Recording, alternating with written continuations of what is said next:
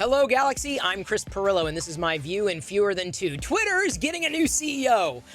But really, absolutely nothing changes because Elon is basically still in charge. He's still the puppet master, still the billionaire, still the owner, but we got a CEO now. Well, another CEO that's going to be in charge of advertising and sales, which is great because all the advertisers have been scared away because of everything Elon's been doing. So Elon is going to continue to do what Elon has been doing, and that is scaring advertisers away, but we got a new CEO, okay?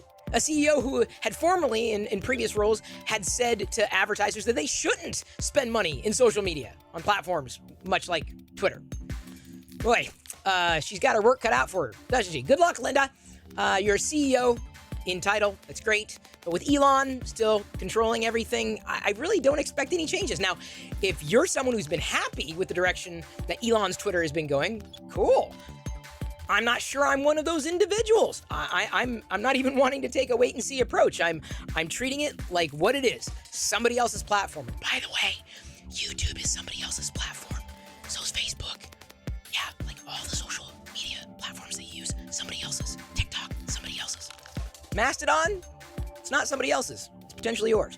So I think if Elon really wants to get out of his way, he's got to hire people smarter than him. And yeah, there are people smarter than Elon who would do much better with Twitter than what he's been doing, in my humble opinion.